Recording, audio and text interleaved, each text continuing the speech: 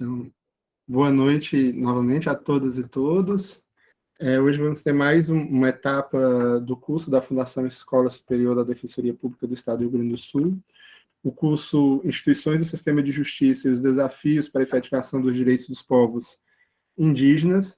Hoje, no dia 26 de abril, a gente tem a fala sobre a Resolução 287 de 2019, um marco para os direitos e garantias da população indígena.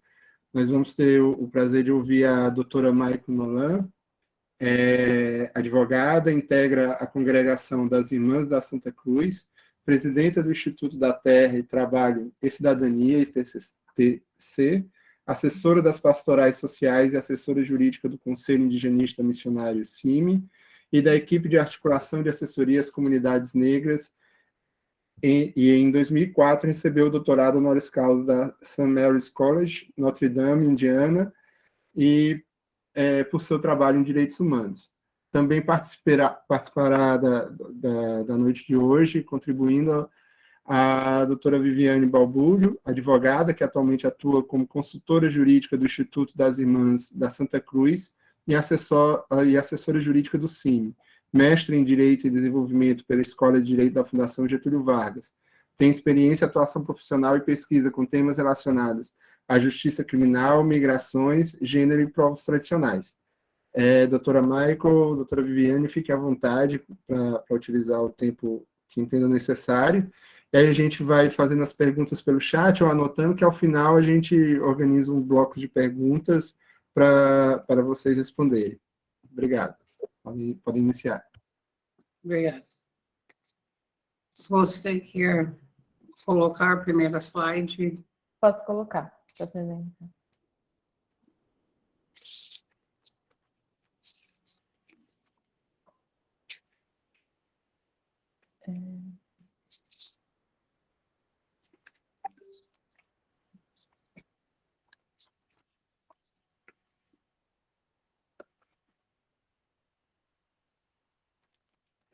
Não está aparecendo a opção da tela inteira, mas dá para ver, né?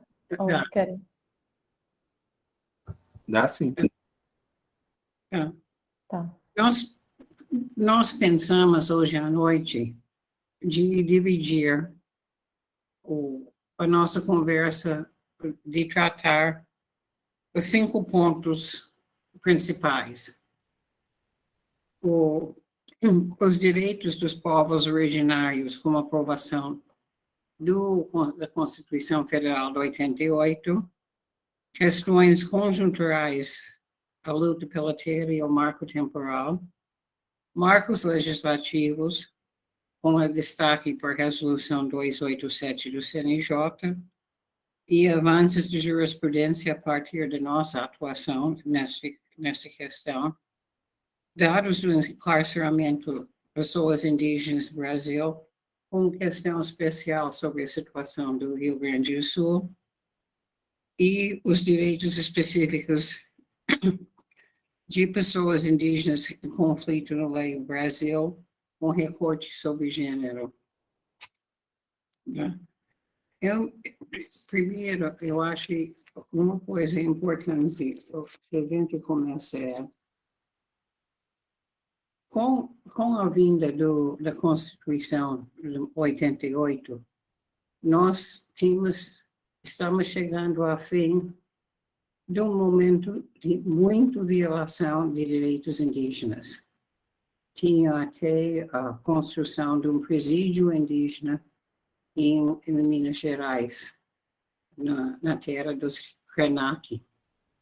E muitas pessoas, muitos indígenas perderam as suas vidas por causa das violências na construção das estradas na Amazônia. Tudo isso a gente vê hoje tem criado uma trauma coletiva no povo indígena que é presente até hoje. Tem estudos sobre isso. E um dos povos que mais sofreu com este trauma coletivo e está presente hoje são os caigangues do Rio Grande do Sul, que continua numa grande luta para retomar suas as suas terras. Com a vinda do Constituição Federal em 88, nós temos a primeira noção do fato que, por causa da mudança, grande mudança, grande presença dos indígenas, acho que a Rosane já devia ter falado isso com você, ela era o assistente de CIMI naquela época e participou ativamente. Mas a presença dos indígenas resultou na primeira Constituição que reconhece o multiculturalismo no Brasil. Isso estava no papel. Isso não entrou até 2019, quase mais de 30 anos depois, dentro do direito penal brasileiro. E aí ele só entra via uma resolução do CNJ. O movimento indígena, durante o Constituinte, como eu falei, foi muito, muito importante. A Constituição diz em 5 anos ia titular todas as terras. E nós sabemos a situação que nós estamos hoje e sabemos a posição, a declaração do nosso presidente antes de ontem em relação à titulação das terras. E esta questão da terra é uma questão muito importante. É onde, nos processos judiciais, eu diria, tem menos compreensão por parte dos operadores de direito.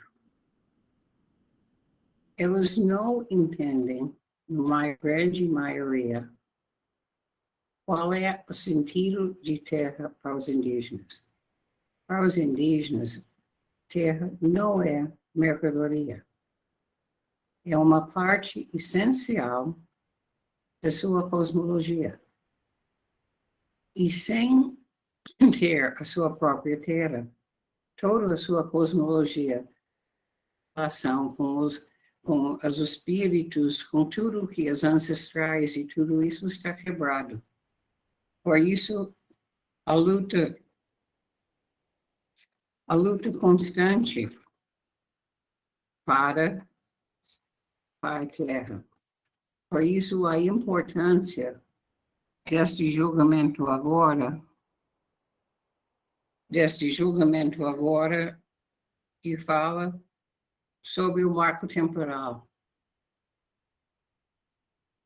Porque realmente ele vai decidir se os indígenas vão conseguir sobreviver neste país ou não. Então, nós vimos dessa questão da terra como questão central, uma das questões centrais na Constituição de 88. E a segunda questão foi muito importante, foi a ruptura como paradigma do assimilacionismo com a aprovação da Constituição. A ideia que o indígena é integrado ou não deixou de existir. Não dá para falar em indígena integrado ou indígena não integrado. Infelizmente, você vai ver nas várias decisões que nós apresentamos que a razão para negar direitos indígenas é porque o indígena é integrado, porque ele fala português. Isso, num julgamento no Tribunal de Justiça de São Paulo, o procurador diz, ele tem título eleitor, e o cacique estava sentado ao meu lado e disse, elas levam a urna para a aldeia. Então, mas Então, essa ideia de integração é uma ideia que nós precisamos realmente olhar. É uma das coisas mais difíceis nos processos criminais para quebrar. Junto com isso, eu diria, a questão de terra, qualquer luta de terra, nós temos um processo que não é criminal, mas eu acho que é importante, não é criminal, desculpa.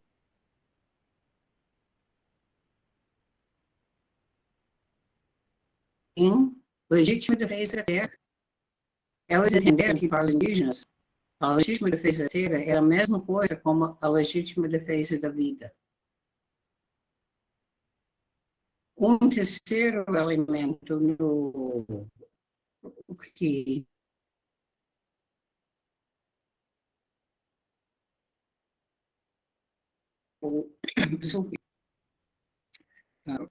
que mudou com isso, temos algumas outras questões também que são importantes. O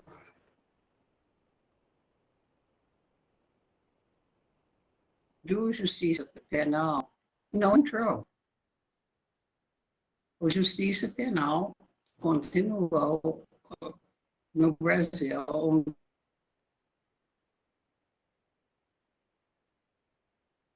de racismo estrutural.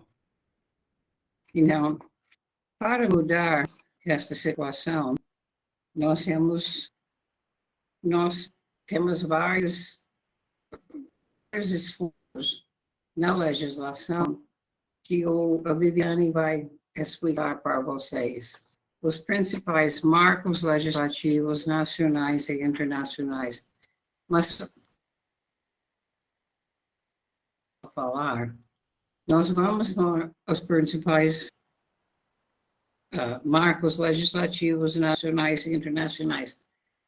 As questões criminais não estão presentes. Não existe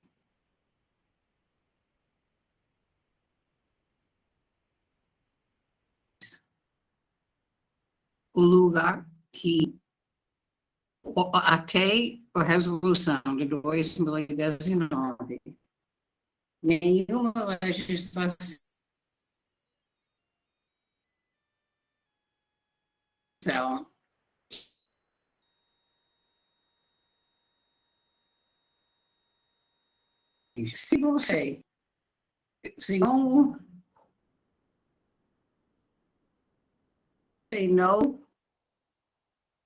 se não for identificado como indígena, como que você vai ter seus direitos respeitados?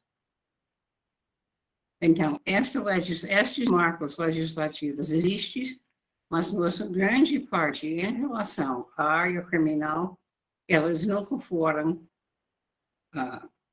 eu não diria obedecidos, não foram aplicados. Então, Vivi.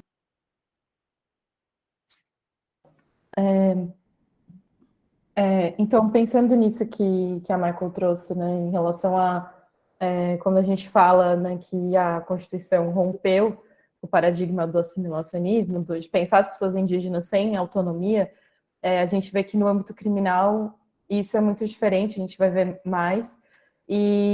Mas a questão, inclusive, que a Michael trouxe é que é isso. Né, a gente tem alguns marcos de legislação. Então, o primeiro deles vai ser o Estatuto do Índio, que nos artigos 56 e 57, o 56 traz uma previsão de atenuação da pena, no caso da pessoa ser identificada como indígena, e o 57 é a previsão da semiliberdade, que é justamente a possibilidade do cumprimento de pena na aldeia, e a legislação, né, o Estatuto do Índio fala sobre o órgão da FUNAI, e que é uma questão que a gente pode discutir mais para frente. Então, em 88 vai ter a ruptura, né, com o paradigma do integracionismo, e que a gente entende, acho que é uma tese importante de ser levada no dia a dia, que é levar justamente a Constituição para dentro do direito penal, que parece óbvio, mas né, a gente não vê sendo aplicado. E aí, a Convenção 69 do OIT, que a gente acha que ela é muito mais falada quanto para a gente pensar na consulta prévia, em outras previsões, do que necessariamente na justiça criminal. Mas a Convenção 69, uma vez que ela vai reconhecer as instituições e as formas de vida dos povos indígenas, ela também vai estabelecer a prisão como a medida mais excepcional para ser aplicada para uma pessoa que se identifica enquanto indígena. Então, é um mecanismo internacional que o Brasil reconheceu e que é muito importante também no âmbito penal, que é justamente pensar a prisão como uma medida excepcional. E também a Convenção 69 também fala da importância de valorizar a aplicação de medidas alternativas ao encarceramento que sejam de acordo com a cultura de cada povo, né? Porque também, quando a gente fala de medidas alternativas, a gente pode generalizar muito e às vezes não tem nada a ver com o costume também, com o dia a dia da comunidade. Então, a Convenção 69 é um desses marcos. A Declaração também das Nações Unidas sobre os Direitos dos Povos Indígenas é outro, que também fala um pouco sobre a excepcionalidade da prisão no âmbito penal.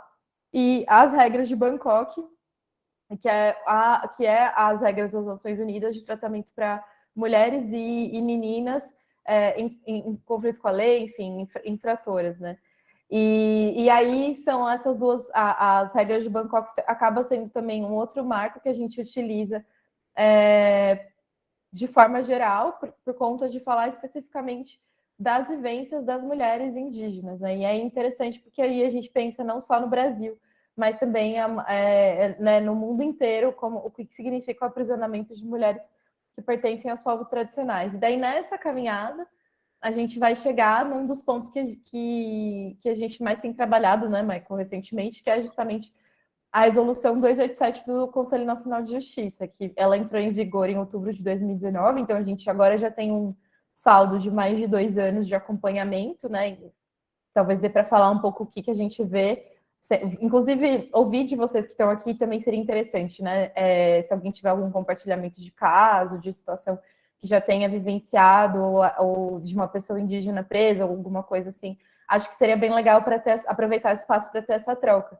Porque a gente acompanha a nível nacional a Resolução 287, que ela vai organizar então, ela não cria nada de novo, né? Ela vai organizar o que está nas outras legislações e vai dispor sobre os direitos de pessoas indígenas que estão privadas de liberdade no Brasil, né? E, inclusive, assim, privadas de liberdade, a resolução vai pensar tanto o cumprimento de pena ou as pessoas que respondem processo em liberdade, daí num sentido de pensar a prisão como uma medida realmente excepcional, mas também lidar com a realidade de hoje, que é de pessoas que estão presas e que têm direitos específicos no âmbito, tanto durante enquanto elas respondem processo, mas também durante a execução penal, que seja direito ao exercício da religião, alimentação própria, facilitação de visitas, enfim, a gente vai falar um pouco mais disso. Então, a resolução 287 do CNJ veio um pouco como esse marco que, pelo menos para a gente, ou para pessoas que nem a Michael, que tem essa pauta histórica do trabalho com criminalização de lideranças indígenas no Brasil e de acompanhamento de pessoas indígenas, como uma ferramenta de trabalho para a gente poder visibilizar essa população. Então, acho que a gente está aqui hoje nesse curso, tendo um dia dedicado só para isso, é muito interessante, porque provavelmente anos atrás não teria tanto essa abertura. Acho que essa abertura que o CNJ, por mais que a resolução tenha questões, né, todo mundo vai levantar algum problema, enfim, mas é muito importante para dar visibilidade justamente para as pessoas indígenas que estão presas. E daí, junto com ela, vieram outras tentativas de órgãos federais também de olhar para essa questão. Então, uma delas é a nota técnica 53 do DEPEN, que vai... enfim, depois a gente pode disponibilizar todas, mas a nota do DEPEN é interessante porque ela faz um apanhado do que o DEPEN tem hoje sobre pessoas indígenas presas, e fala muito sobre, fala de se direcionando para as administrações penitenciárias dos estados. Talvez a nota técnica do DEPEN seja bem menos difundida que a resolução 287, mas ela é bem interessante também de ter contato. E aí, acho que um pouco nesse caminhar de falar mais, de visibilizar a Resolução 287, o CNDH, a partir de uma provocação da sociedade civil, fez uma recomendação que tem o propósito de levar para órgãos como a Defensoria Pública, enfim, todos os órgãos envolvidos na justiça criminal, o que a 287 fala. Então, é uma recomendação para divulgar a resolução. E aí, eu acho que um pouco o que a gente está fazendo aqui tem essa ideia também, né, de pensar um pouco como que dá para pensar as realidades locais, então, de estados como Rio Grande do Sul, que é um dos estados que mais aprisionam indígenas no Brasil, como trazer o que está na Resolução 287 também para o dia a dia do trabalho no estado. E aí tem, por último, a resolução número 13 do CNPCP, que também é direcionada para os órgãos de administração penitenciária. E é importante falar que a 287, eu não sei se vocês já tiveram contato, mas é uma resolução que tem um manual de aplicação que é super interessante. Eu vou até mandar o link para vocês aqui no chat. Mas que enfim, consegue aprofundar outras questões que a resolução talvez não aprofunde, enfim, outros debates. Então, volto a palavra para você, né, Michael? Eu devia assim, falar... Para falar um pouco da história da 287. Falando...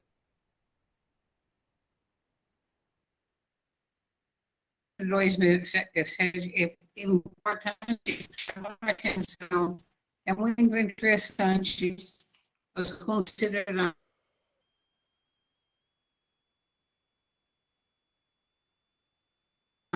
os considerandos do 287 de dar principais ideias de cada legislação. Nós temos, se a gente coloca a nossa cabeça em 2019, antes da resolução de 287. Michael, está falhando um pouco o que nós a sua temos? conexão. Ninguém Não sei se você desligar a câmera sabe. melhor um pouquinho.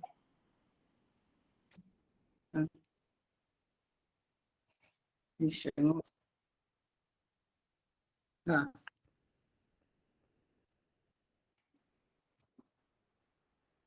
Não, continua, acho que voltou.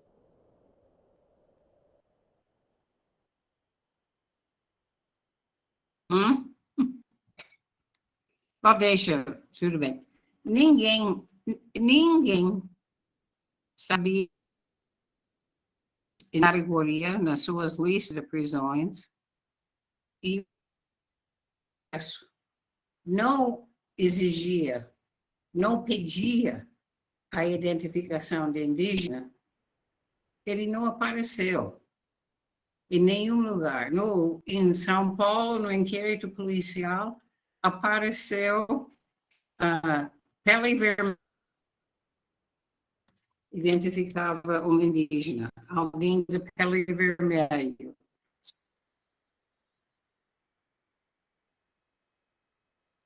Se o escrivão sabia o que era pele vermelha, é outra questão.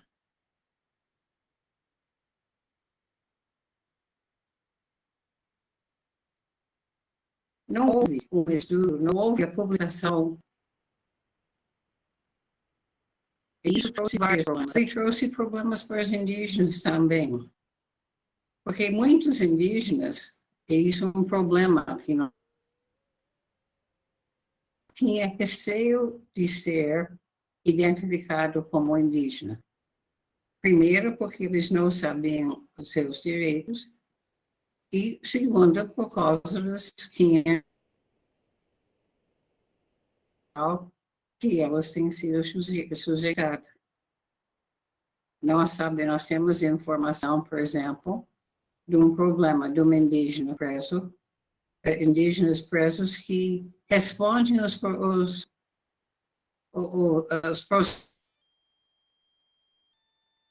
um presídio, é sempre o indígena que é indicado o celular. Em muitos lugares, os indígenas são separados nos aulas de seguro, e a gente sabe, numa rebelião, o primeiro na aula de seguro. Então, nós temos o problema de indígena que não conhece o seu direito, ter medo de ser identificado e tem a questão de tudo, o pessoal não sabe como lidar com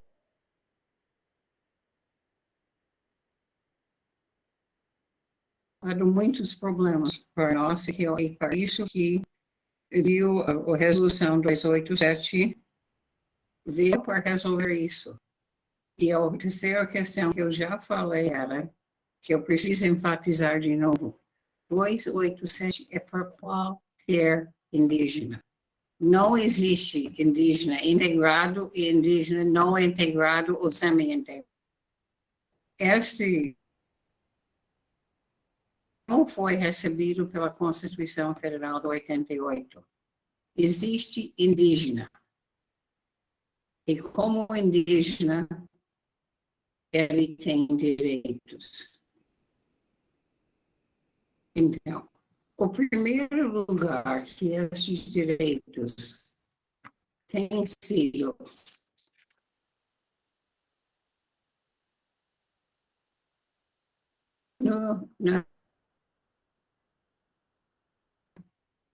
do CNJ. Essa resolução ela foi feita por órgãos do governo e eu tive a sorte de ser a única representante da sociedade civil, por causa que faz 40 anos que eu advogo para a CIMI na área criminal. Foi convidado a participar também. Ele não é perfeito, tem algumas coisas que as pessoas... E se eu faria de novo, tem algumas coisas que eu melhoraria, vamos dizer assim. Mas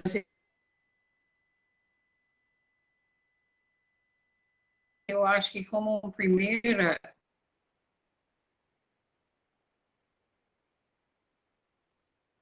Quem tem mais oportunidade são os defensores públicos, tanto do Estado como da União.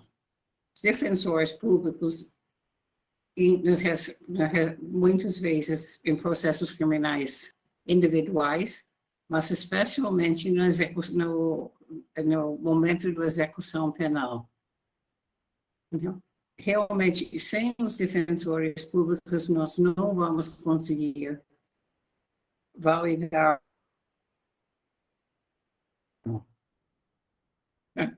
Eu vou só rapidamente falar alguns dos artigos. Nós temos o manual para vocês.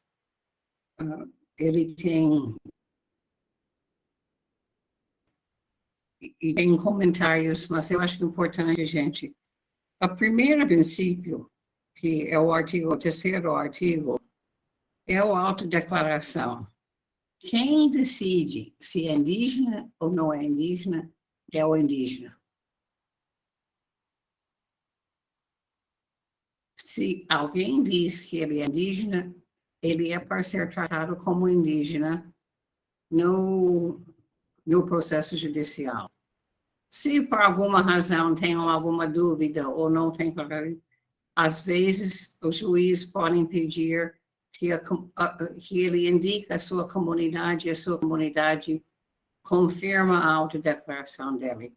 Mas, basicamente, é a autodeclaração que é a regra.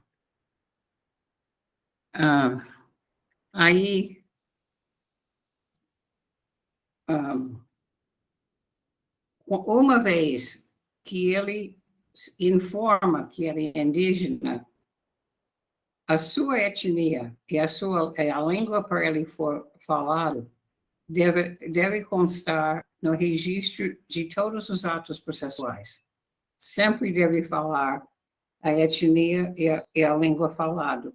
E isso é muito importante como defensores, que a gente garante que isso está no projeto, porque se você vai com uma decisão que não reconhece os direitos do indígena, é importante que ele está reconhecido no processo. Nós temos também, nós sabemos que temos diferentes 200, e cada um pode olhar o que é crime de uma maneira diferente, e numa maneira diferente do Estado, cuja ideia do crime é uma ideia, como eu falei, machista, racista, não é uma ideia pluricultural.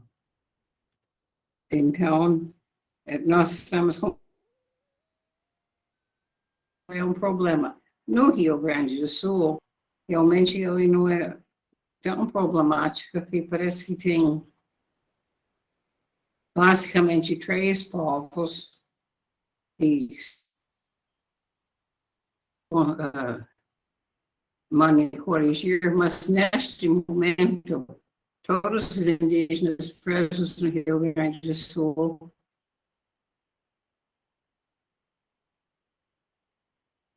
este artigo 15, fala a respeito à língua materna. Este é um outro grande briga. É que o indígena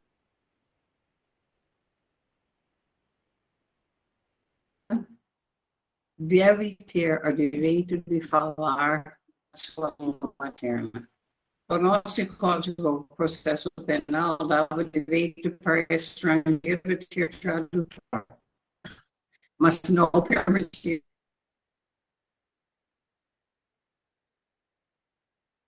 que o indígena português que fala português, que ele precisa de compra, não conhece a língua portuguesa de uma situação pensar é diferente. Então, a questão da tradução, o direito de falar na língua materna e é algo que nós temos como defensores, nós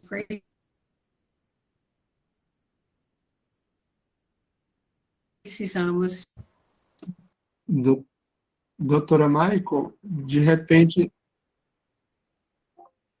por exemplo, se a senhora fechar a câmera, porque está cortando um pouco o áudio, e aí fica um pouco difícil de entender. Vamos tentar agora. Tá. O que eu estava falando sobre o respeito à língua materna.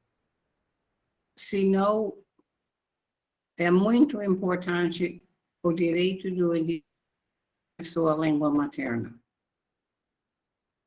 E mesmo se ele, mas os juízes falam, mas ele tem título, ele faz compra, mas a realidade é diferente do que estando presente num tribunal, num ambiente que não é dele,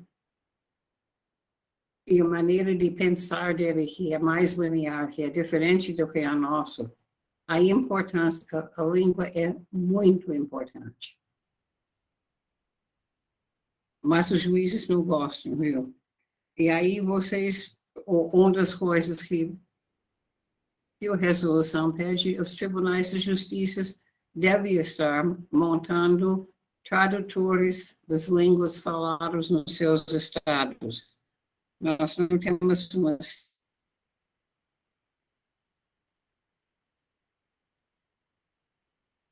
que o sexto artigo é a perícia antropológica. Essa perícia, ou por antropólogo ou por um etnologista, de que podem explicar qual é, porque esta perícia não é a mesma perícia antropológica quando você está querendo reconhecer a terra. Esta perícia é se o acusado, na sua cultura, o fato que ele está sendo acusado seria crime ou não. Basicamente, isso é que antropológica de um processo criminal. E depois também a resolução da possibilidades para medidas alternativas, encarceramento, semi-liberdade.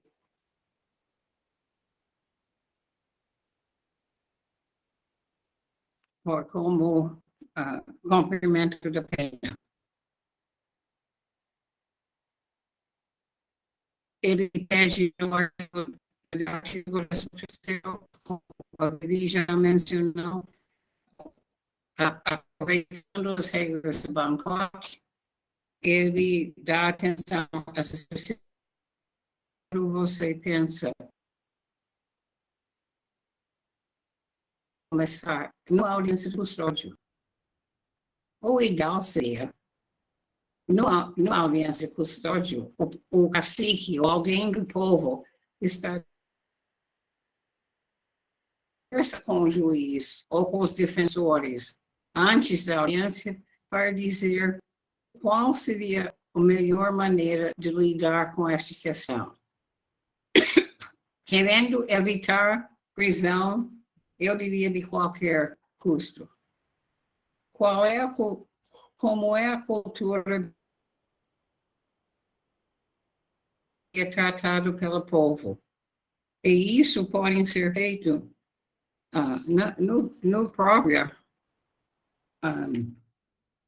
audiência de custódia.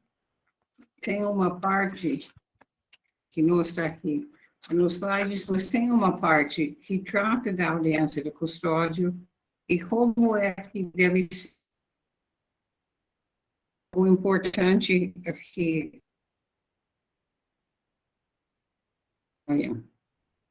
então, sempre trabalhando para evitar a cadeia, porque, como eu falei, a presença na cadeia quebra a cosmologia do povo, porque tira elas da sua terra.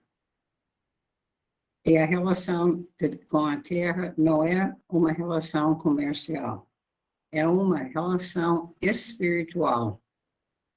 E que se eu quebro a relação espiritual com os encantados, os ancestrais, e nós temos visto isso em muitos indígenas presos, que realmente a doença que eles sofrem é uma doença espiritual. E muitos deles, o pajé, é uma das coisas que no momento da execução penal, que é garantido.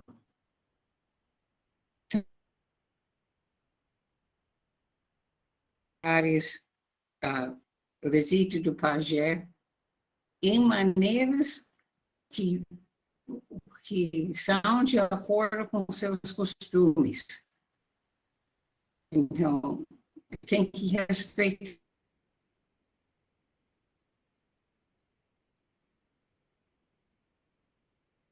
a saúde, deve ser a saúde indígena, que acompanha os indígenas presos. Eu não tenho noção, mas acompanhando as indígenas presos no Rio Grande do Sul. Também questão do trabalho e educação. Nós sabemos que é um grande problema nos presídios, é que nós não temos funcionários que falam as línguas dos povos originários. Eles não falam português e são perdidos no sistema prisional. Como a gente falou, eu acho que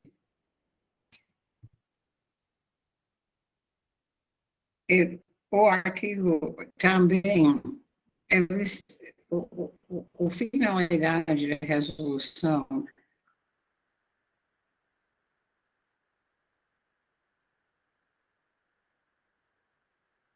uma atuação qualificada do Poder Judiciário sobre a questão indígena.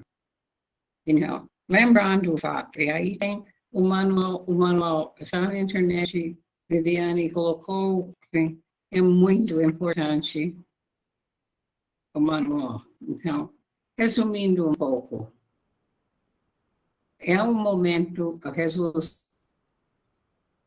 que permitiu a Constituição ser realizada no campo da justiça, da legislação penal, processo penal, que nunca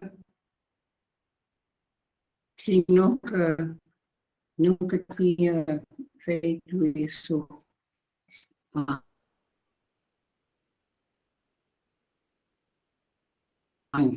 antes. Os problemas existem. Nós sabemos que os indígenas nos presídios sofrem muito perseguição, que é um mundo diferente, é difícil para a justiça penal entender isso. E aí eu volto para respeitar nossos indígenas estão presentes na resolução. O que nós precisamos são defensores dispostos a lutar e falar um pouco sobre algumas decisões que nós temos tido e dados sobre pessoas presos, indígenas presos no Brasil. Conversar um pouco sobre uma experiência que nós estamos tendo em Mato Grosso do Sul, que nós gostaríamos de repetir em Rio Grande do Sul. Vivi? E acho que, aproveitando, né, um pouco a explicação geral que a Michael trouxe sobre a resolução, e acho que depois vale a pena cada uma que está aqui ler, enfim, entender como ela pode se aplicar. A gente trouxe aqui 3 trechos de decisões judiciais, só para vocês terem uma ideia do que a gente está falando quando fala sobre a Constituição não ter sido absorvida pelo direito penal. Então, esse é um caso que a gente acompanha de um pataxó preso na Bahia já há mais de 8 anos, assim, e durante a pandemia, tanto por conta das recomendações do CNJ, pensando na Covid-19, né, que colocou a população indígena em situação de prisão como um grupo prioritário, né, de medidas alternativas, e da 287, a gente fez um pedido de semi-liberdade, né, para ele sair da prisão e cumprir pena na aldeia. E aí, né, essa decisão é muito significativa do racismo que a Michael trouxe na fala dela, como a gente vê do judiciário reproduzindo esse racismo, né? Então, aqui no trecho o juiz fala: o penitente encontra-se integrado à sociedade, circunstância ferida desde o processo de conhecimento, oriunda do seu próprio interrogatório contido no evento no qual se declarou motorista, o que se infere pela sua habilidade para conduzir veículo, bem como em razão da fluência da língua portuguesa, motivo pelo qual não há que se falar na concessão do regime especial de semi-liberdade.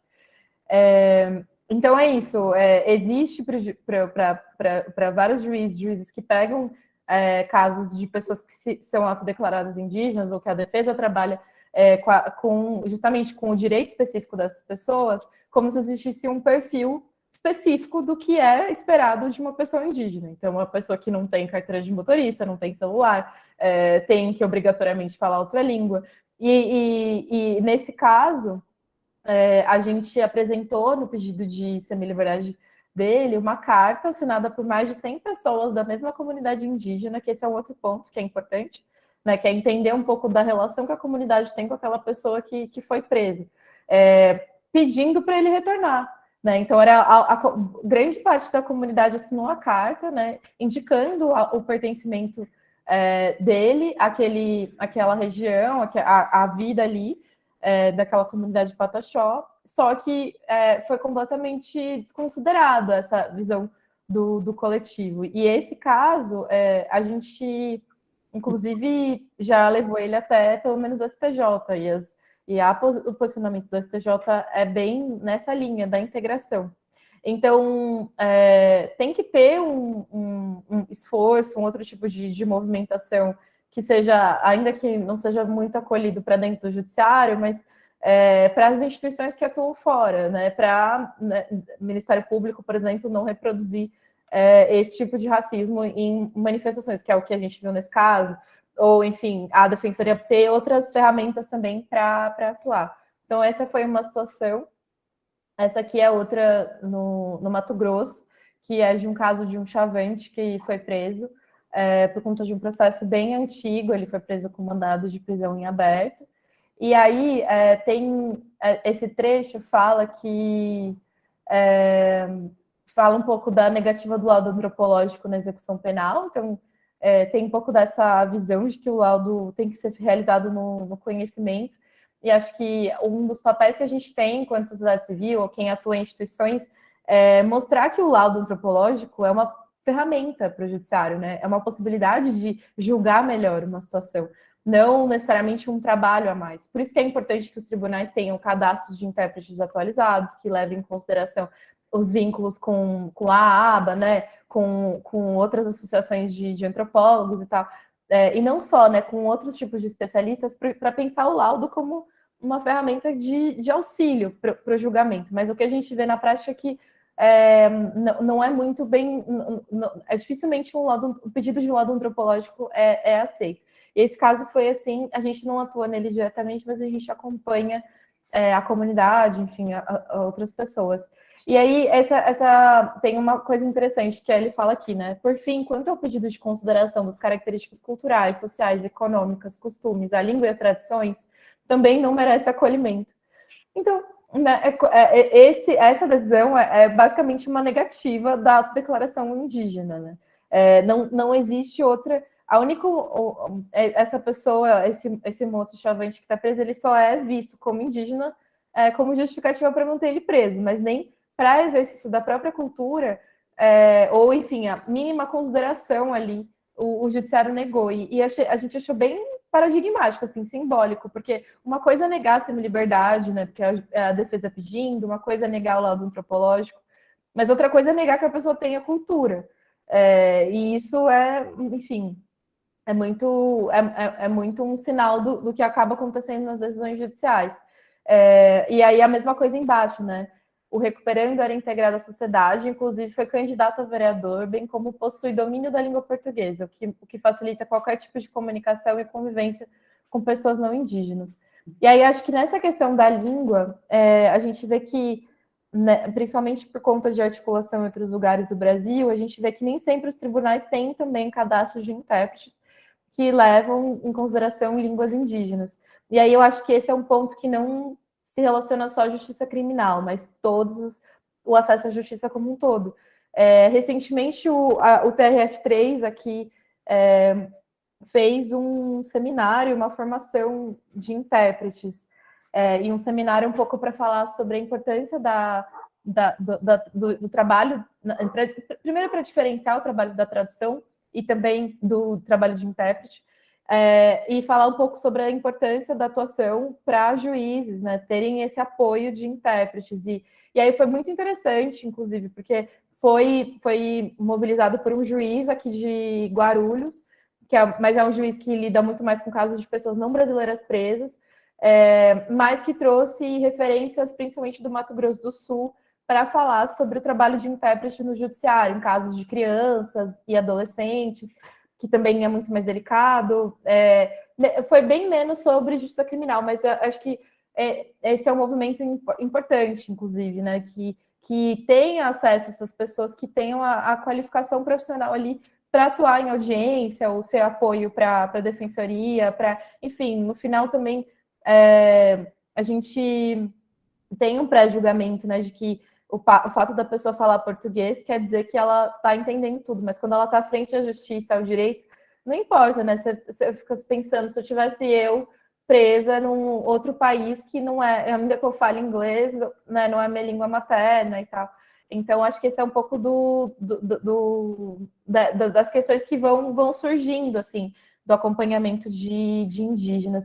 Eu vi que alguém aqui perguntou no chat sobre... Foi o Guilherme, perguntou que sobre se o Rio Grande do Sul é o estado que mais prende indígenas do Brasil. Não é, o estado que mais prende é o Mato Grosso do Sul. O Mato Grosso do Sul... Mas, assim, aí que tá, né? Toda vez que a gente vai falar sobre quem prende mais, também depende de quem tem dados melhores sobre isso. Mas talvez o Mato Grosso do Sul tenha dados melhores e prende mais mesmo. Mas eu vou falar mais para frente, mas o que eu fiquei pensando aqui com essa pergunta também é um pouco como também é importante que as instituições também possam, enfim, defensoria, assim, mapear qual dado que se tem sobre prisão de indígenas, né? Quantos atuam com casos de indígenas, como eles são identificados. Porque, por exemplo, nesse caso do moço Chavante, o caso dele não chegou para a defensoria como um caso de um indígena preso não Chavante, e que tem todo um contexto ali de criminalização de lideranças, outra situação. A gente fez esse movimento enquanto sociedade civil, levando isso para a defensoria, enfim, compartilhando decisões judiciais que são favoráveis, né? A gente está falando das negativas, mas tem decisão que aplica a semi-liberdade, que entende a cultura, né? Que vai pensar na aplicação desses direitos.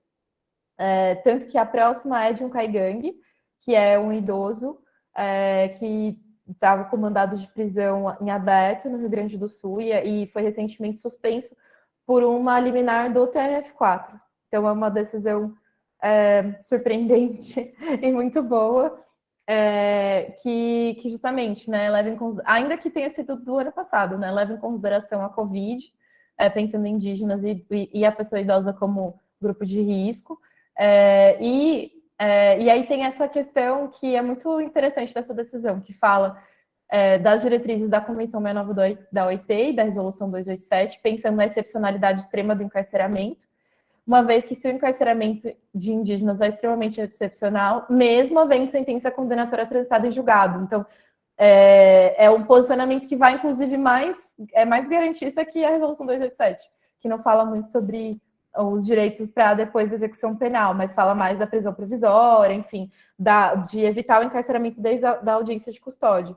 E aí, ainda que o regime inicial e essa pessoa tenha o trânsito em julgado, do regime inicial ser semiaberto, o mandado de prisão foi suspenso. A gente não sabe muito bem como é que vai se configurar depois, se o juiz da execução vai, de fato, querer aplicar a semi-liberdade, ou vai ficar nessa situação do mandado em suspenso, porque agora ele está com o mandado em suspenso não cumprindo nada, o que é ruim também. Então, esse foi um caso que a gente está acompanhando mais recentemente do Rio Grande do Sul e que a gente quis trazer aqui. E aí vão ter vários, né? Depois, se a Michael lembrar quiser falar mais algum, eu coloquei só esses 3. Eu acho que a gente tem um pouco de tempo. A gente trouxe esse vídeo porque é uma fala do cacique Babal, da terra indígena da Serra do Padeiro. Enfim, ele é uma figura bem conhecida. Posso sim explicar o que é semi-liberdade, antes de tudo. Então, a semi-liberdade, ela está prevista no Estatuto do Índio, né? Vou até aqui pegar o Estatuto do Índio e ler para vocês. Mas a ideia da semi-liberdade seria uma medida alternativa ao encarceramento, específica para pessoas indígenas, que seria pensar o cumprimento na aldeia, né? Em conjunto inclusive com a comunidade, com o coletivo. Por isso que eu falei antes sobre o exemplo do Pataxó, que ele não, a gente não estava pedindo a semi-liberdade dele sem conversar com a comunidade. Foi feita toda uma conversa, uma carta, porque às vezes a gente sabe que vão ter situações, por exemplo, principalmente quando envolve crime sexual, outros tipos de situações mais brigas internas, que é delicado fazer esse tipo de pedido, porque pode gerar mais violência, outros tipos de retaliação interna dentro da aldeia, né? Então, a gente, nesse caso, fez essa articulação. Mas, claro que eu não estou dizendo que se a comunidade não aceita a pessoa não deve sair da prisão. Acho que sim. Só que o movimento tem que ser outro. A pessoa vai se organizar para ir para outro lugar. E a mesma coisa que a Michael falou, acho que em relação a... não existe indígenas integrados e não integrados, assim como não deve existir uma diferenciação entre pessoas indígenas que moram em áreas rurais, comunidades, aldeias, e pessoas que estão no contexto urbano, né? Os direitos são os mesmos. E isso é uma coisa que a gente... Oi? Não, podem continuar, eu só ia dar um exemplo. Ah, tá. Não, então só para falar, só para ler aqui exatamente o que está no Estatuto do Índio, a definição do regime especial de semiliberdade as penas de reclusão e de detenção serão cumpridas, se possível, em regime especial de semiliberdade, no local de funcionamento do órgão federal de assistência aos índios mais próximos da habitação do condenado. E aí, a 287, deixa eu pegar aqui, também vai falar da semiliberdade. Não havendo condições para aplicação nos dispostos no artigo 7º e 9º, que são os que falam da possibilidade de usar os mecanismos próprios de resolução de conflitos da comunidade, a autoridade judicial deverá aplicar, sempre que possível, e mediante consulta à comunidade indígena, o regime especial de semiliberdade previsto no artigo 56 do Estatuto do Índio, para a condenação a penas de reclusão e de detenção. Para o cumprimento do estabelecido, a autoridade poderá buscar articulação com autoridades comunitárias indígenas da comarca ou seção judiciária, bem como para estabelecer parceria com a FUNAI e outras instituições, com vista à qualificação de fluxos e procedimentos. E é justamente isso. A gente sabe que pelo momento político, enfim, de estrutura da FUNAI, acho que a gente percebe no dia a dia que a preocupação com indígenas que estão presos talvez seja a última, né, dentro do orçamento, enfim, da gestão da FUNAI, que é super complicada.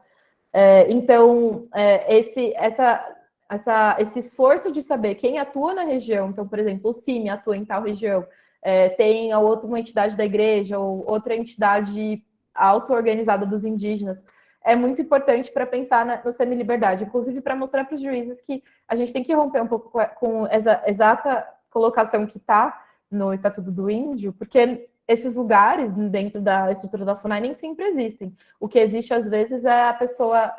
a Michael pode falar, acho que vai dar exemplo justamente do que é semi-liberdade, mas o que vai existir, às vezes, é o agente da FUNAI ir na comunidade, ver se a pessoa está lá e tal. Mas pode falar, Michael, desculpa.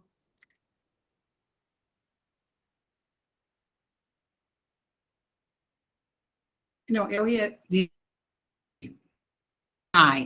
Então, nós tivemos indígena Pataxó, que a família dele construiu uma casa na aldeia, ao lado da sede do FUNAI, e ele cumpriu pena na casa da família, trabalhando como que ele queria.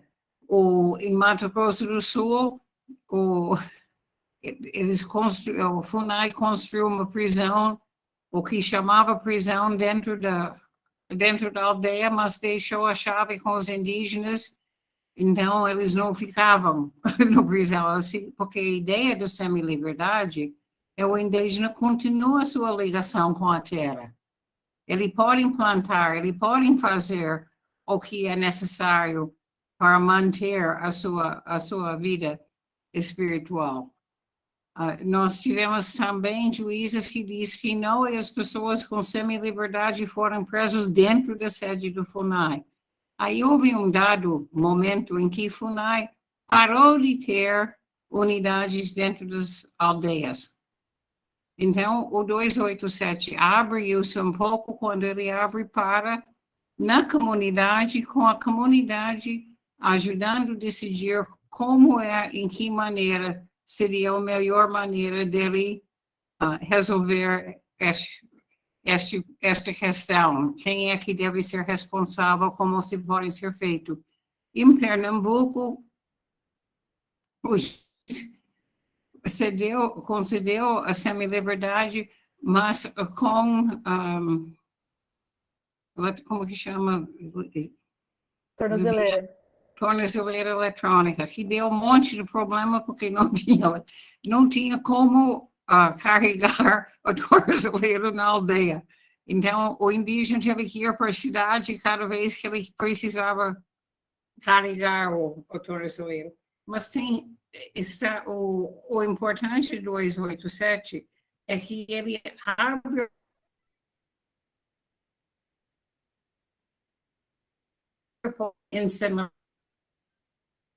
como tempo de de pena. Não é uma, sabe, o tempo conta. De qualquer maneira que ele é feito. Ele está cumprindo pena, mas está cumprindo pena em liberdade.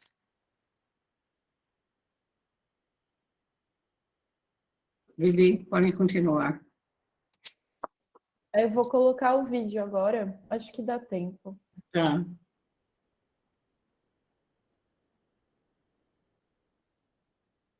Vocês estão ouvindo? Não. Não. Não estão ouvindo? Uh-uh. Não. Ah, peraí.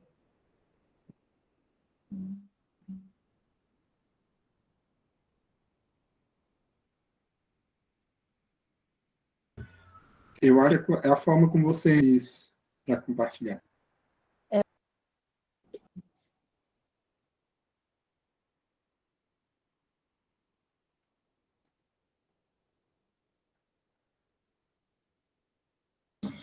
Viviane, se for link, tu pode me encaminhar pelo chat que eu posso abrir aqui, se tu não conseguir. Você tocou? Ah, é porque ele tá num drive. Ah, pode ser também, né? Agora tá, eu habilitei o áudio da apresentação. Eu acho que agora Nesse slide. tenta. O que eleva Sim, agora deu. Agora deu. aqui, ó, Agora deu. vários crimes, né, eu citei alguns muito graves que acontecem na região que nunca é averiguado, mas tem outros contra a natureza muito grave que a gente aqui na Serra também enfrentou. E impediu totalmente, que era a retirada ilegal das madeiras aqui, que os rios estavam secando, então nós tínhamos mais de 60 riachos, e tinha sido reduzido só para 25, ia acabar extinguindo os riachos por causa da retirada ilegal de madeira. Então, nós aqui na Serra do Padre fizemos um processo intenso de ocupações e prender caminhão, tomar motosserra e até expulsar esse povo da região. Então, ninguém tira mais madeira aqui desde 2004, que a gente impediu a retirada de madeira daqui da região. 2004 foi o ano da primeira retomada. As primeiras retomadas surgiram exatamente por causa dos desmatamentos, principalmente, que estava acontecendo. E também o tráfico de animais silvestres, muito. Porque araponga, sabia a verdadeira, curió, aquele passarinho que eu falei, o sete cor, os guri, muito passarinho cantador que nós temos na região, os canários, que os canários são muito usados para briga de rinha. Então, era uma violência muito grande do tráfico de animais aqui na região. E também nós foi outra briga feia que nós teve para expulsar esses traficantes aqui da região. Os caçadores ilegais que por esporte, que vinha aqui para a região cheio de arma, matar também para nós expulsar. Então nós enfrentamos muita gente perigosa até hoje. Mas isso gera muito dinheiro, né? E daí para cá, esses daí pararam de atacar nós e quem veio atacar foi a polícia, né? Daí para cá, aí você vem o sucessivo ataque da polícia em cima de nós. Então nós temos 2008, vem uma reintegração de posse aqui para a Serra. O governo federal, através da FUNAI, consegue suspender.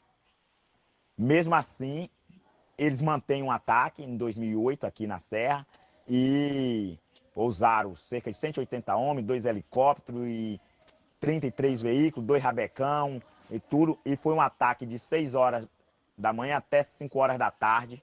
Eles continuam sem cessar aqui na aldeia da Serra do Padeiro.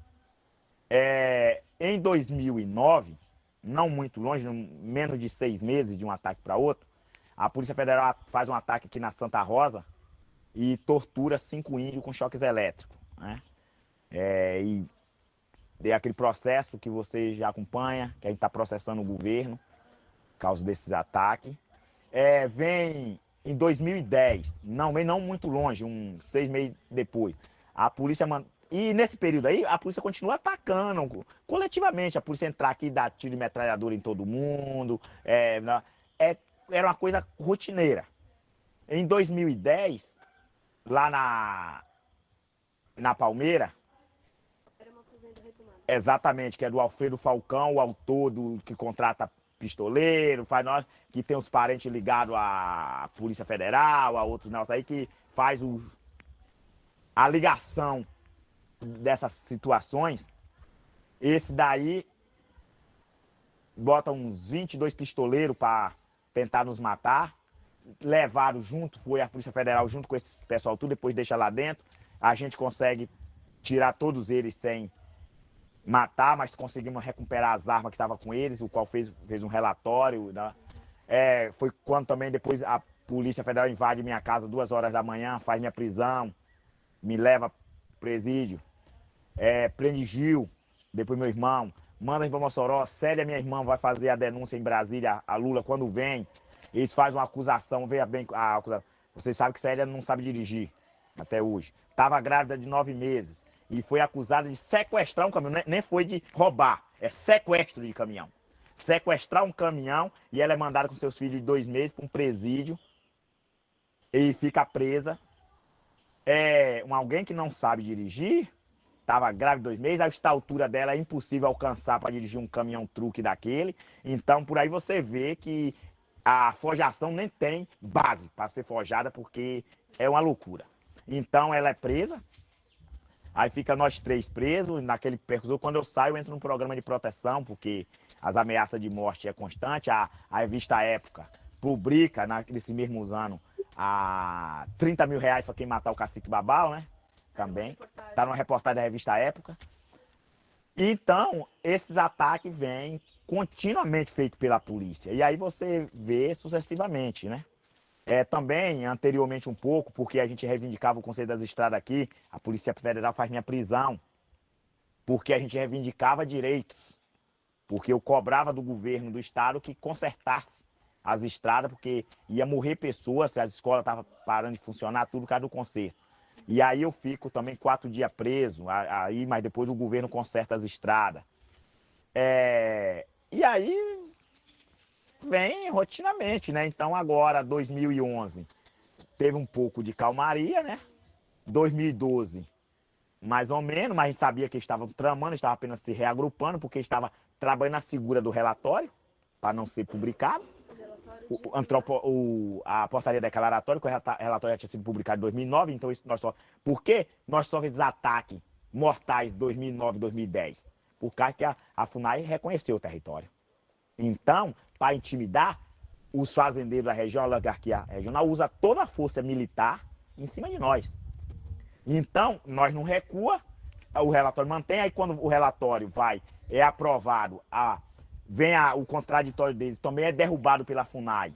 O relatório, eles perdem, então, só precisar o ministro publicar. Então, entra outra linha. Eles começou a deixar tudo calminho e levar cozinhando o ministro para não publicar a portaria declaratória, para não sair, eles continuar ganhando dinheiro, porque eles usam as informações sobre nós, falsas denúncias, para daí receber doações. Que estão muita gente ficando rico com essas doações. Eles por exemplo, no quebra-quebra que fizeram em Buerarema, fizeram um DVD dessas quebra-quebra, vendendo a R$5 um. O município aqui vizinho, em 3 dias, se alega vender 5 mil CDs. Em 3 dias. Então, esse dinheiro foi para quem? Para essa associação, que é a Associação Titular contra Demarcações Indígenas. Então, vem advogados lá do Mato Grosso, vem a Cátia Abreu, aqui a cada 6 meses ela aparece na região e reúne com eles e bota todo o apoio da CNA para eles, tudo. Então, há um complô generalizado contra demarcações de terras indígenas e há um esquema para prender as publicações na mão dos ministros ou as homologações na mão de Dilma e não sair. Então, ou seja, um país democrático de verdade não permite uma corrupção nessa altura e violando o direito de vários seres humanos. Aí eles alegam 22 mil pessoas serão violadas. Pera ainda, que 22 mil? Se a cidade de Buerarema inteira só tem 16 mil habitantes, São José só tem 4 mil habitantes. Aonde é? Nós tomamos a cidade, foi? Porque é comprovado, o IBGE comprova que Buerarema, 98% da população de Buerarema é urbana, não é rural. A rural é só indígena e poucos outros. Então, em Ilhéus também não é diferente. Ilhéus também, 95% da população de Ilhéus é urbana. Una também não é diferente. Então, pera ainda. Aonde é que tá essas pessoas que nós está tirando? Porque nós não está tirando nós mesmos. E dentro do território, mais de 6 mil pessoas são índios. Então, nós está tirando nós mesmos. Então, eles violam as informações, aí arrecadam dinheiro. Então, aqui na nossa região, nós já sabemos que eles falam que nós vamos tomar a cidade de Buerarema. O Banco do Brasil é nosso, o Bradesco é nosso, por isso que vão quebrar o banco, tudo é nosso. Então, todas as empresas contratadas pelo governo para prestar serviço dentro da aldeia, essas empresas é do cacique Babau, não é do governo. Então, a empresa de Jeová não é mais de Jeová. Quebraram a loja de Wagner, que a loja não é mais do empresário Wagner, é do cacique Babau. Então, ou seja, são pessoas monstruosas que não só disturbam as informações, como pega meio de comunicações corrupto, como eu falei, para disseminar isso no meio da sociedade e, com isso, eles capitalizar o próprio bolso. Então, tem empresário que ia fechar as portas, falido, por dívida, e agora se reergueram. E estão muito bem financeiramente por causa disso. E nós temos advogado na região que é ligado ao Mato Grosso lá, que já chegou a ganhar 5 milhões de reais nessa brincadeira. Então estão ganhando muito dinheiro. Então é bom massacrar índio. Você sabe o quanto esses policiais estão adorando estar na região? Eles têm um salário de 15 mil reais por mês. Fora disso, eles ganham por dia uma diária de 250 reais. Fora a hospedagem que é paga por fora, a alimentação que é paga por fora, combustível, carro. Imagine.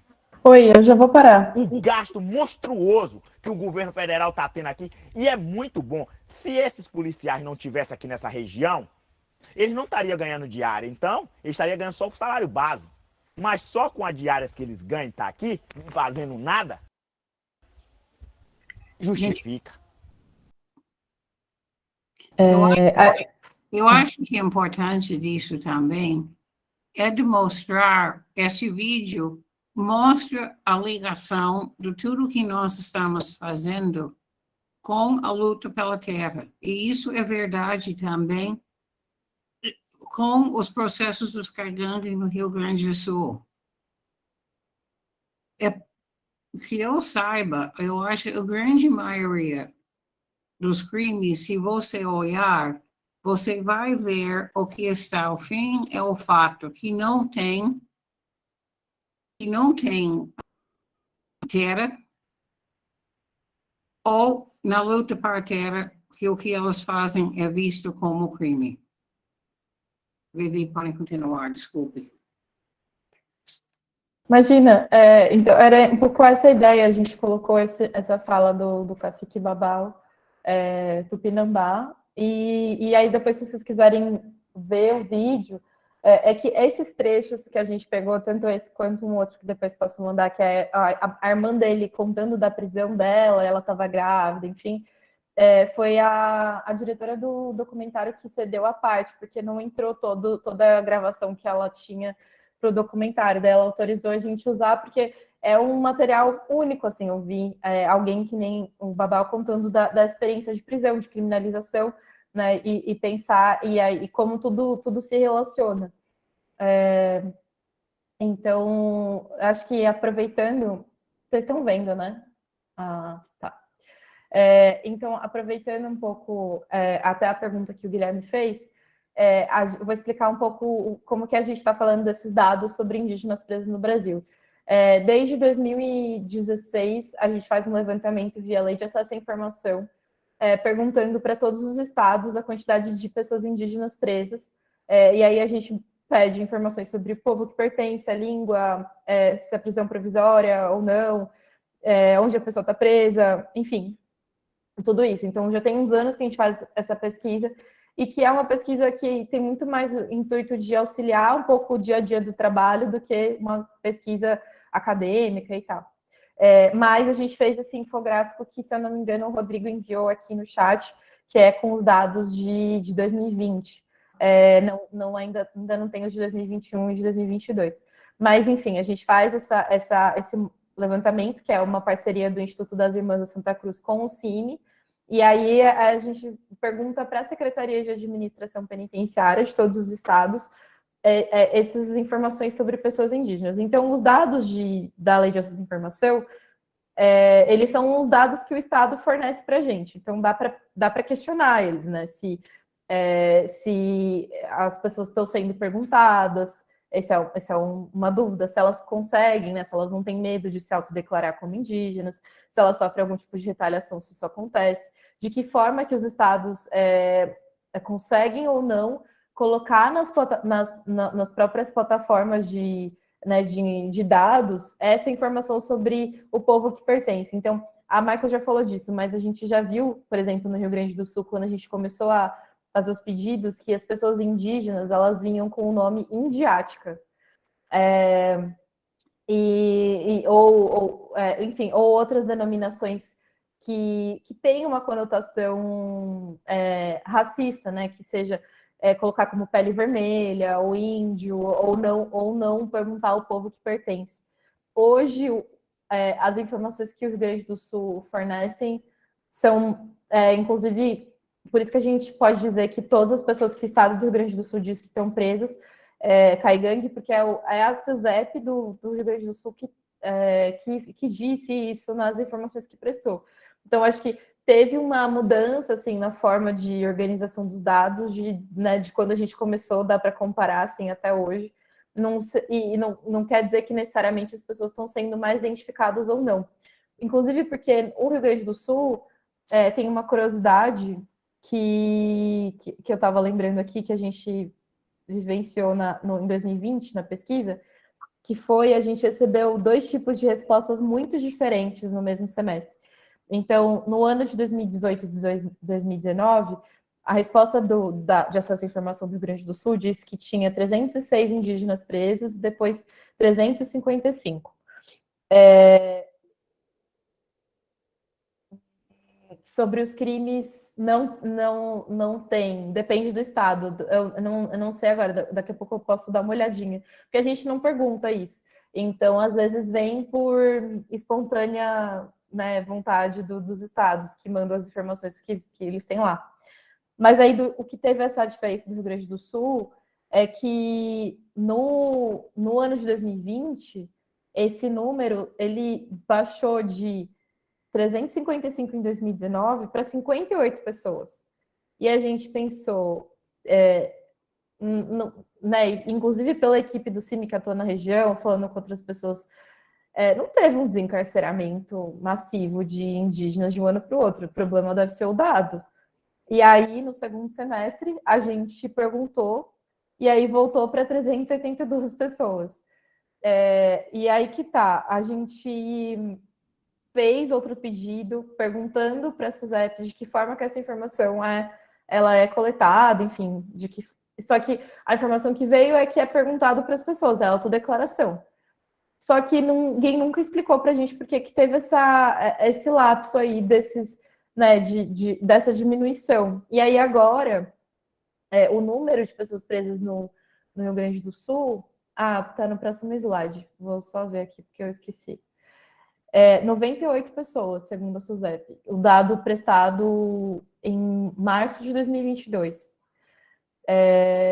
E aí são 98, são 3 mulheres e o restante são homens, todo mundo é caigangue. Mas aí, em relação aos dados de 2021, a gente colocou essa tabelinha assim só para vocês terem uma noção que é isso, né? A gente, por exemplo, a gente faz todos os pedidos de acesso à informação no dia 20 de março, por exemplo. Só que vai ter estado que não vai responder em outro dia, o lapso de tempo vai mudando. Por isso que a gente classificou entre uma pesquisa semestral, e aí os dados vão variar de acordo com os estados. Mas, por exemplo, a gente identifica que o estado que mais aprisiona pessoas é o Mato Grosso do Sul. Outros estados que também estão nessa linha de encarceramento de pessoas indígenas, Roraima, Rio Grande do Sul e o Ceará.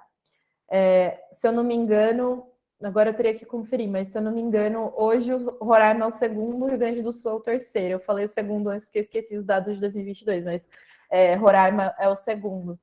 E aí, especificamente em relação ao Rio Grande do Sul, eu peguei os dados de 2022 aqui, que daí que é isso, né? São 98 homens indígenas presos, 3 mulheres, e que são mães de crianças até 12 anos. Todas as pessoas são da etnia caigangue, e aí na língua tem uma coluna, né, da resposta que vem a língua, então vem variações de caigangue, G, que se eu não me engano é uma outra forma de caigangue, e língua portuguesa. E aí as pessoas estão espalhadas em várias unidades prisionais. Eu separei aqui as 3 que têm as maiores taxas, que é a Penitenciária Estadual de Jacuí, o Presídio Estadual de Sarandi e a Penitenciária Estadual Modulada de Osório. Tem pessoas que estão sob monitoramento eletrônico também, só que elas não entraram nessa estatística, eles colocaram essa informação. Até o final de 2021, nunca tinha tido um indígena com Covid no Rio Grande do Sul, pelos dados que a gente recebia. E daí essa é a primeira vez, agora em março de 2022, que eles registraram 3 casos de contaminação de Covid-19 no Presídio Regional de Passo Fundo. E dá para ver que a vacinação daria para investigar mais da vacinação, porque, por exemplo, eles falam que 63 pessoas das 98 estão com o esquema vacinal completo. 32 com a primeira e segunda dose e só 2 com a primeira dose. E tem acho que são 2 pessoas que se recusaram a tomar vacina, daí é outra história. Mas aqui a conta não sei, tipo, não fechou assim em relação à vacinação. Aí precisaria dar uma investigada melhor como é que está sendo a vacinação, mas eu acho que devem estar a maioria vacinado. E essas 2 pessoas da primeira dose, eles escreveram que elas estão esperando dar o lapso, o tempo para poder tomar a segunda dose. Que eu imagino que sejam pessoas que tenham sido presas mais recentemente. Mas é isso, quando a gente trabalha com os dados da ALAI, a gente não recebe dados, idealmente, né? As secretarias não podem mandar dados pessoais, dados sensíveis. Então, o que a gente tem é um panorama geral. E aí, por isso que esse tipo de articulação em rede é interessante, né? Porque, por exemplo, eu não sei se a Defensoria do Rio Grande do Sul tem um núcleo de situação carcerária, mas aqui em São Paulo tem. E aí, o núcleo de situação carcerária é um núcleo da Defensoria que sempre está pedindo informações sobre pessoas presas, ou vai saber o nome, e aí às vezes eles entram em contato com a gente falando que estão procurando alguém numa comunidade, sabe? Porque aqui em São Paulo os casos são bem menores mesmo, né? No Rio Grande do Sul acho que teria mais trabalho fazer esse acompanhamento meio caso a caso. Mas vai ter situações, por exemplo, tipo desse senhor idoso caigangue que a gente conseguiu suspender o mandado de prisão, que é muito uma situação de vulnerabilidade, né? Pandemia, enfim, ele é idoso, o regime inicial semiaberto, e que, de repente, a articulação com a sociedade civil pode ser fundamental para esses casos. O muito que a gente faz no CIMI auxiliar defensorias fazendo uma espécie de relatório de acompanhamento. Então, às vezes que a gente recebe a demanda de um indígena que foi preso, que chegou na defensoria de alguma forma, a gente vai investigar, né, quem é os missionários que estão na base mais próximo dessa região, se conhece essa notícia de que a pessoa foi presa, quem é a família, e aí a gente faz um relatório contando um pouco desse histórico do trabalho do CIMI, da importância do desencarceramento. Então, e às vezes isso auxilia um pouco o judiciário a não ser tão tão racista que nem naquelas decisões que a gente viu do juiz falando que a pessoa não é indígena porque ela tem carteira de motorista, enfim. Então, esse é um pouco do trabalho que a gente tem feito. Recentemente, a gente fez isso no caso de uma... Alguém ia falar, Michael? Depois eu falo. Ah, tá. Não, que a gente fez isso no caso de uma moça Guarani Mibiá, aqui em São Paulo, que foi presa. Né, ela estava, na verdade, ela perdeu o filho, enfim, foi uma situação super delicada, mas que foi bem interessante para pensar como aprendizado, porque era um caso tão delicado que a defensora não teve outra escolha que não fosse acionar a FUNAI, as lideranças da aldeia, a família dela, o CIMI, outras pessoas especialistas em saúde mental, pessoas para ajudarem a pensar, uma antropóloga que estudou a comunidade, e aí foi tudo feito em conjunto, assim, num trabalho em rede. Aí acho que esse tipo de caso, e até eu acho que tem essa perspectiva em pedir o laudo antropológico nos processos, né? Porque para além de entender a situação que levou a pessoa a ser presa, porque às vezes pode ser uma indígena presa por tráfico de drogas, que é a coisa que passa por todo mundo todo dia. Mas, ao mesmo tempo, o laudo antropológico, num caso de alguém que foi preso por tráfico de drogas e é indígena, pode pensar um pouco qual que é a condição do território, né? Quais as políticas que estão disponíveis ali, qual que é a sociedade civil que atua naquela região. E um pouco vincular aquela pessoa para ela não parecer, né, mais uma pessoa presa por tráfico de drogas no Brasil. E é um pouco desse esforço de individualização, assim, e como a Michael falou, no Rio Grande do Sul a gente sente que a criminalização dos indígenas está muito próxima da questão da luta pela terra, né, e dos conflitos que estão aí. Só duas coisas. E aí infelizmente, fazendo este levantamento, ainda a gente sabe que tem muita gente preso que não é identificado como indígena. E nós estamos encontrando vários indígenas idosos que têm sido presos 10, 15 anos, nunca teve visita, nunca teve ninguém que pensou no... Então, eu acho que uma coisa seria de estar alerta para a questão, para os idosos, porque quem foi em 19, nós não temos dados se são indígenas ou não. Estes dados aqui devem incluir, na grande maioria, pessoas que foram presas depois de 2019. Antes de falar das experiências, Vivi, você queria falar um pouco sobre mulheres? O fato que a gente mencionou que há uma questão especial sobre as mulheres, tanto na resolução como nas regras de banca. Se nós tivermos 3 mulheres carregantes com filhos menos de 12 anos, elas teriam direito para a lei de primeira infância. Por que elas estão presos? Seria interessante se alguém podia... Eu ia aproveitar e falar um pouco das mulheres. Dar uma olhada.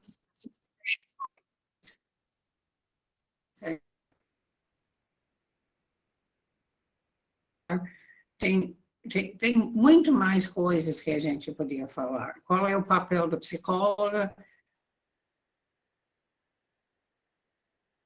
Às vezes, em relação à questão de prisão, como este quebra de espiritualidade, como é que isso marca a pessoa indígena presa? Tem várias outras questões, mas acho que colocar algumas experiências de articulação que nós temos feito, que podem dar,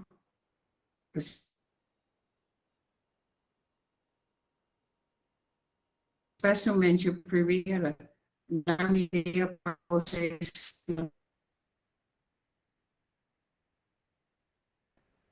Você quer que eu fale ou você fala? Falhou agora, bem no finalzinho que você falou. Perdeu, mas no Mato Grosso do Sul, para ver se há possibilidade de fazer o mesmo tipo de organização em Rio Grande do Sul. Mas antes de fazer isso,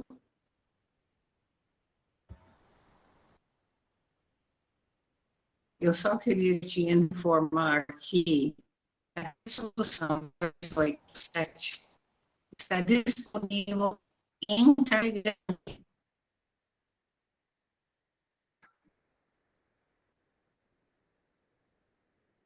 Então, gente, nós temos uma versão popular do... Vocês estão me ouvindo ou não? Sim. Agora sim, mas estava cortando um pouco. Viviane, podem falar? Eu tô aqui, é que eu acho que você estava falhando, né? Quer que eu continue? Você pode continuar. Você quer mostrar a cartilha? Eu vou por aqui. Tá pequeno, mas depois eu vou mandar aqui no chat também. A gente, por conta do trabalho, né, de visibilizar mais a resolução 287, em parceria com um missionário do CIMI do Nordeste, ele fez os quadrinhos da resolução, né? Então, pensando numa forma de acesso tanto para as comunidades, mas na verdade para todo mundo, porque o texto em si da resolução é difícil de entender, então acho que para todo mundo que está próximo das comunidades e não tem conhecimento na área do direito, a cartilha é bem interessante. Então, e aí a gente achou que, como uma possibilidade de tanto falar dos direitos que estão na 287, quanto poder usar isso como uma oportunidade de valorização das línguas indígenas. Então, a gente fez uma parceria com a Federal de Santa Maria, no programa de intérpretes indígenas, e fez a primeira versão em Caigangue. Quem traduziu foi o Gilney, que é Caigangue e faz medicina lá. E a outra versão em Guarani-Mibiá, que foi feita pelo Rodrigo, que é advogado e trabalha na Comissão Guarani Vorupá. E aí é sobre um exercício importante de valorização da língua indígena, mas também de tentar levar mais próximo das comunidades. A gente fez uma última versão agora, mais recentemente, em espanhol, e vai tentar fazer em Kaiowá para justamente chegar no Mato Grosso do Sul e, né, no grande número de pessoas presas lá. E aí, a cartilha, enfim, eu mandei o link aqui do reportagem do CIMI, que tem disponível todas as cartilhas, mas a gente também pode, de repente, se vocês pensarem em algum tipo de articulação, enfim, a Defensoria tivesse interesse em enviar algumas e fazer essa troca, porque é justamente isso, acho que mais do que falar, né, dessa parte teórica que a gente trouxe aqui, a gente vê que a aplicação da resolução ela caminha de acordo também com os contextos locais.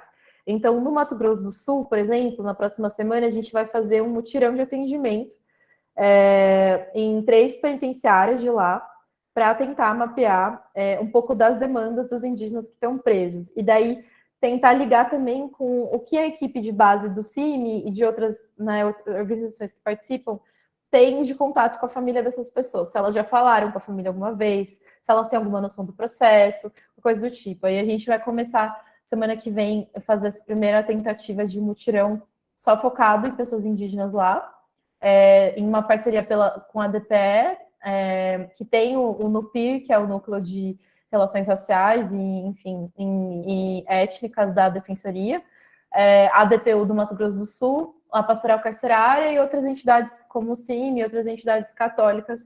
A gente vai fazer isso lá. Então, essa foi uma primeira... a gente tem feito reuniões, assim, de trocas para entender um pouco da realidade. E tem sido interessante justamente pelo que a Michael falou, porque conforme tem sido possível se movimentar mais na pandemia e agora também ter as visitas nas penitenciárias liberadas, a gente vê como está lá outra realidade. Então, uma missionária do CIMI contou que estava numa penitenciária feminina lá e que uma moça que ela conversou não foi identificada pela unidade como indígena, como Guarani. Mas que falando com ela falou da aldeia, falou que ela era Guarani, enfim, né, o jeito de falar era... só que é isso, só que naquele contexto ela estava invisibilizada. Então, acho que esse tipo de trabalho, ainda que seja meio que para entender o contexto, e aí, de repente, a gente pode, inclusive, compartilhar os dados que a gente tem e ver outros que a Defensoria pode coletar, assim, justamente entender quem são as pessoas que estão lá, né? E aí, acho que isso vai implicar também entender o motivo que está levando elas lá para a prisão, né? São processos de criminalização clara, de luta pela terra, se é processo de outras situações que pode envolver violência, pode envolver várias coisas. e entender um pouco se aquela pessoa entende minimamente a situação, se ela teve direito a intérprete, não teve, e para daí pensar um pouco o que dá para se fazer, né? Inclusive questionar um pouco esses dados da SUSEP ou outras coisas. Então, no Mato Grosso do Sul, a gente tem feito assim. E, inclusive, assim, os dados do Mato Grosso do Sul são muito completos, mas acho que é justamente porque eles têm que lidar ali diretamente com a população, principalmente Guarani Kaiowá, Terena, que está presa lá. E aí lá a gente até desconfia um pouco, porque realmente é muito, muito de acordo com os parâmetros que tem que ter mesmo. Mas a penitenciária estadual de Dourados, por exemplo, na pandemia, teve quase metade dos indígenas presos lá contaminados por Covid, o que é super delicado, né? E a gente mapeou isso via lei de acesso à informação, assim, né? Então, fico imaginando o que é a realidade, né? Se oficialmente isso está sendo falado. E aí, para além disso, a gente também tem esse grupo de trabalho nacional, que é no Conselho Nacional de Direitos Humanos, CNDH, que é a Solane que está aqui também faz parte, para justamente incentivar que a recomendação do próprio CNDH sobre essa temática seja aplicada. Então, a gente tem feito levantamentos nos estados para entender um pouco das demandas, e também fazendo uma articulação com a Defensoria. Aí eu vou errar o nome, mas acho que é CONDEG, que é Conselho Superior ou Corregedoria da Defensoria, para incentivar a criação de um protocolo nesse órgão superior da defesa, CONDEG, né, Solene? Que é para criar esse protocolo de atenção a indígenas presos desde a custódia, mas também lidar com as pessoas que estão presas há anos, como a Michael falou, ou estão sendo presas agora, e ser mais um parâmetro de atuação, inclusive pensando teses possíveis né, para facilitar o trabalho das defensorias, que possam ser usadas, essa proposta de criação dessa articulação de rede para acompanhamento dos casos, enfim, e até mais uma perspectiva enfim, de pensar a prisão como uma medida excepcional mesmo, mas acho que para pensar a prisão como medida excepcional, a gente precisa entender mais sobre quem está preso hoje e o que faz as pessoas serem presas em cada localidade. Mas eu vi que já falta 10 minutos para acabar e não queria que deixassem espaço para ninguém falar. Eu vou mandar aqui o link desse vídeo, que se alguém quiser assistir, que também é um vídeo sobre a resolução. Mas eu vou abrir a palavra para se alguém quiser fazer uma pergunta ou falar alguma coisa. Obrigado, doutora Maicon, obrigado, Viviane. Está aberta a palavra para quem quiser fazer alguma colocação ou pergunta. Eu, aproveitando assim, para animar as pessoas a irem se organizando, eu estava refletindo assim, se né, nesse diálogo com o DEG e outros espaços, de ver como a Defensoria Pública, com poder de requisição que possui, até foi, né, atacado agora recentemente, mas foi confirmado, de se somar nesse esforço do CIMI e da congregação dessas informações sobre os indígenas encarcerados, né, para ter informações mais precisas, até para planejar a sua atuação. E também eu estava pensando na questão dos intérpretes, porque, claro, a resolução voltada para o Poder Judiciário, que tem que ter os intérpretes, mas quem está ali do lado para fazer o direito de defesa, e não só do indígena que está encarcerado, mas está respondendo, por exemplo, em liberdade, se era interessante também das defensorias se organizarem, de ter uma lista de intérpretes para estarem lidando com os indígenas acusados, presos ou não, e não só na hora da audiência, né, com o intérprete ali do Poder Judiciário, mas em outros momentos que possa para melhor organizar a defesa, né? Fiquei pensando nessas possibilidades. Está aberto ainda. Sim, e até aproveitando, Rodrigo, o núcleo lá do Mato Grosso do Sul tem intérprete, né? E tem essa proposta de ter essa aproximação com pessoas indígenas que possam auxiliar E eu vou colocar aqui no chat o curso que eu falei que já teve do TRF3 sobre interpretação forense, que eu acho que é um trabalho bem específico, né? Mas que eu acho que ajuda a gente a pensar não só na defesa de pessoas indígenas, mas de pessoas não brasileiras também, né? E aí eles fizeram esse curso para incentivar pessoas da região para se qualificar, de regiões diferentes, se qualificar para atuar como intérprete. E aí isso é uma outra coisa que eu lembrei, que a Federal de Santa Maria tem, eu preciso confirmar se ainda está tendo, esse programa de intérpretes indígenas, que é justamente também era uma ideia de auxiliar os estudantes a se formarem e também depois poderem se alocar nos quadros do judiciário para atuar, inclusive, né, em apoio de audiência, enfim. Então, de repente, pode ser um espaço também para retomar ter esse diálogo, para ver se para a defensoria se aproximar desse programa, né? E às vezes ter estudante voluntário ajudando, depois com o tempo estruturar algum outro tipo de trabalho.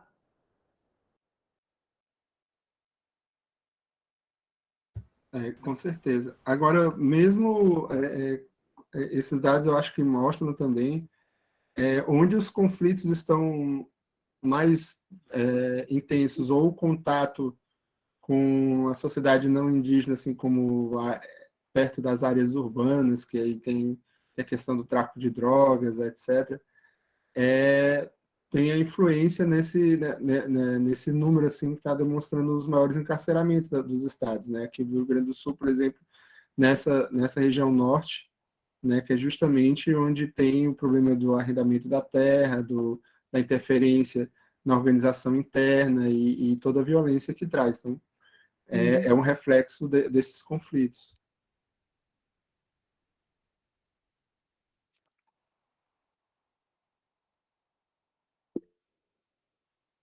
Por favor, Solene.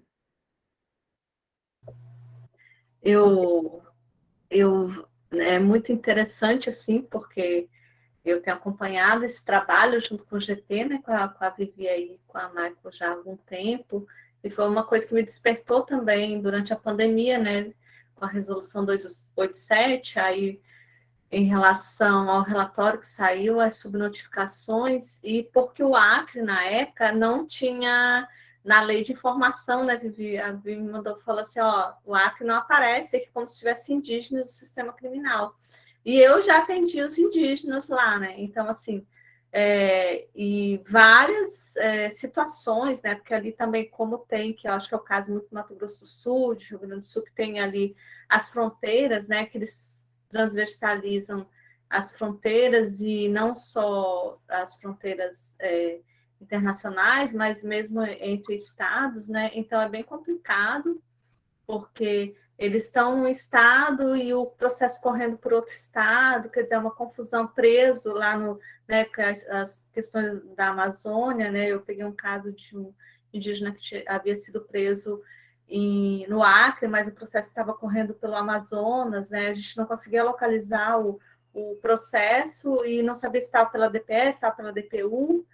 E aí também o sistema federal ainda não é digitalizado, né? Não são programas online, então assim, a dificuldade de mandar o alvará de soltura, quer dizer, foi um trabalho de rede que a gente conseguiu localizar o processo para conseguir enviar o alvará. Mas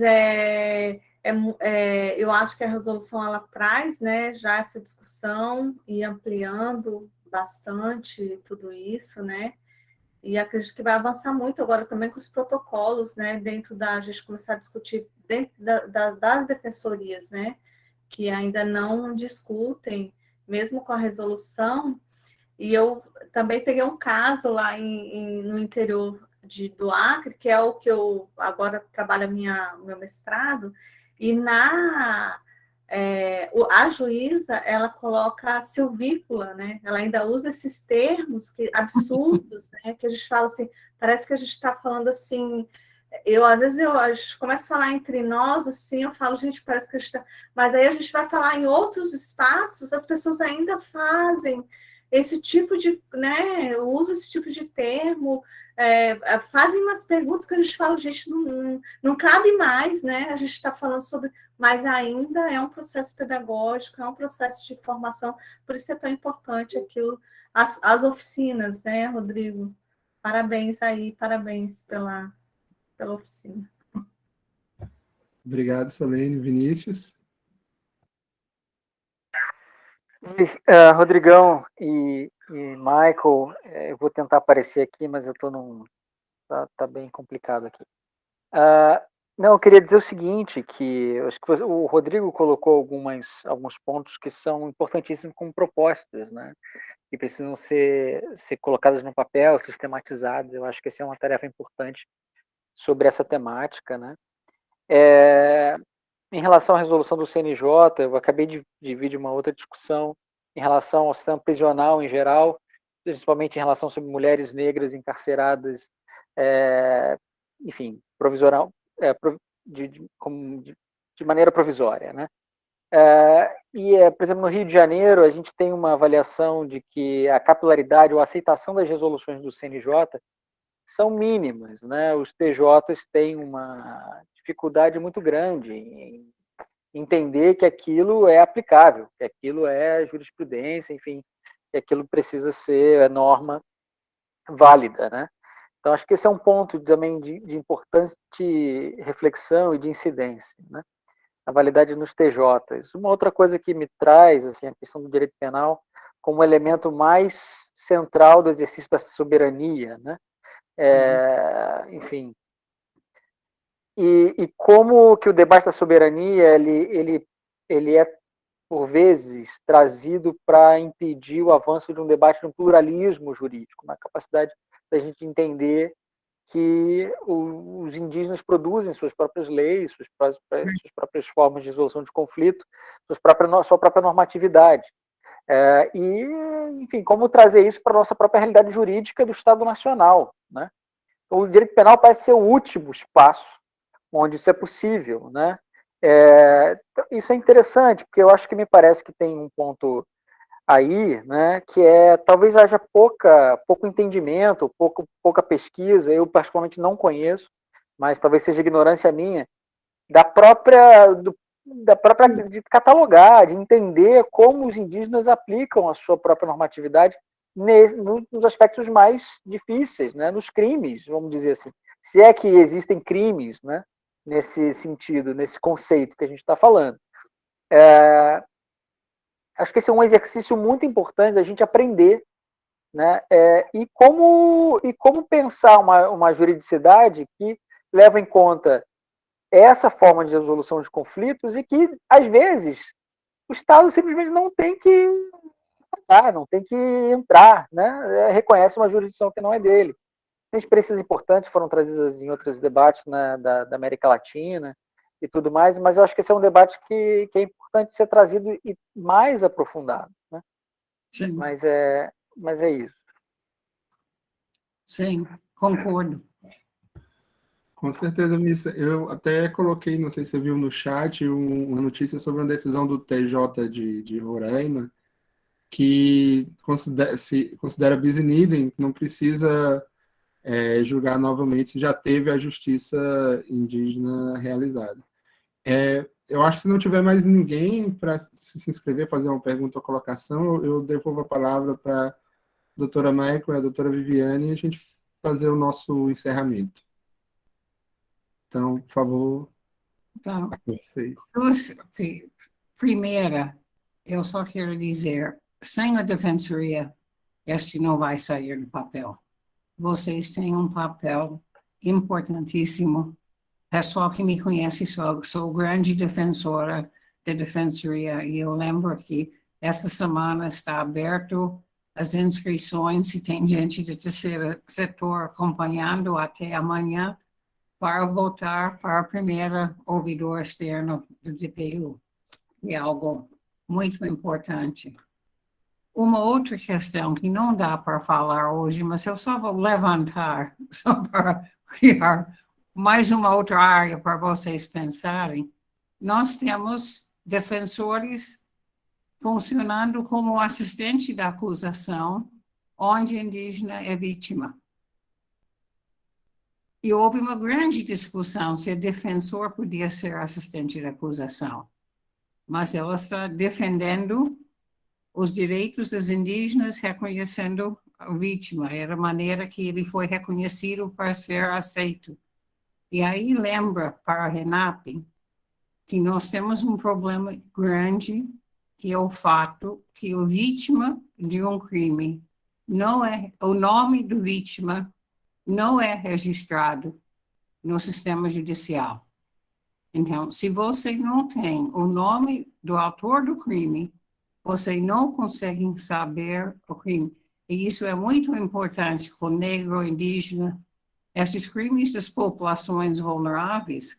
Se você não registra o nome da vítima, você não tem como encontrar o processo.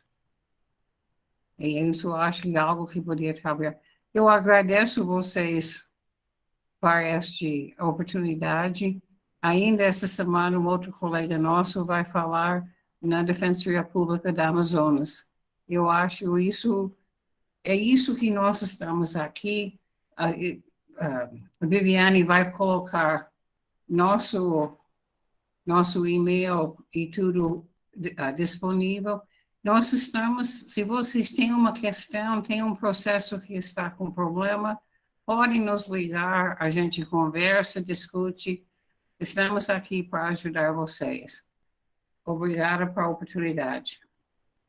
Vivi? Eu também só queria agradecer, e até acho que essa fala última do Vinícius daria para discutir bastante tempo, porque tem toda essa perspectiva, né, da gente pensar não só a justiça criminal, mas o acesso à justiça em si para os povos tradicionais e levando em consideração a forma de organização. E que, às vezes, a forma de organização não é, né, só pensar quem vive na aldeia, mas pode ser, inclusive, por exemplo, quem está nas cidades. E a gente tem muito acompanhado esse movimento aqui com a equipe do CIMI de São Paulo, por exemplo, das questões que envolvem a justiça criminal, outros temas, dos pancararu, que migram de Pernambuco para São Paulo e ficam nesse movimento, e que vivem nas periferias de São Paulo, e que os filhos das pessoas que exercem a cultura estão sendo presos como jovens negros da periferia, mas não necessariamente como indígenas, né? Como pancararus. E acho que essa reflexão, assim, de pensar a tradicionalidade, né? E como levar ela para a justiça entender e pensar que é possível que a justiça né, a justiça, por exemplo, dos Kaiowá, enfim, dos Pancararu poderia ser soberana por si só, uma super conversa, assim, que seria bem interessante, inclusive para a gente pensar não sei se nesse curso tem algum módulo que vai falar sobre consulta prévia, mas também pensar na inclusão da consulta, de pensar essas questões de resolução de conflito na consulta prévia das comunidades, né? Como é que uma comunidade se prepara para receber uma polícia lá? A polícia pode só entrar? Não, né? E aí acho que esse tipo de documento de mobilização do protocolo de consulta, que em geral é pensado mais para grandes empreendimentos, que é óbvio, né, que as comunidades precisam ter aquilo mínimo para se respaldar, mas também pode ser pensado para pensar a resolução de conflitos e incentivar, inclusive, a formação das comunidades ali para lidarem com suas questões, assim, e não só a formação das comunidades, né, mas, na verdade, a formação do judiciário para aceitar a forma que as comunidades lidam com suas questões. E que nem sempre vai ser o ideal e que não tem resposta certa para nada. Acho que isso é um aprendizado que a gente tem tido, né? Reforçando o que a Michael falou, eu coloquei aqui o e-mail do projeto que a gente usa, que é o do ADD, e eu coloquei o meu telefone, depois posso passar o da Michael também, que eu não sabia agora de cabeça, mas a gente está super à disposição para conversar, trocar ideias sobre casos, outros materiais, decisões, enfim. E agradecer mais uma vez de estar todo mundo aqui até essa hora e ouvindo a gente, foi uma experiência muito legal. Valeu, boa noite. Obrigado, nós que agradecemos. E vai ter um momento, dia 10 de maio, com a professora Aline Amin, sobre a questão da consulta e o consentimento. Legal. Bom, obrigado a todos e todas. E tchau, até gente, dia boa 28. noite. Valeu, grande abraço. Obrigada.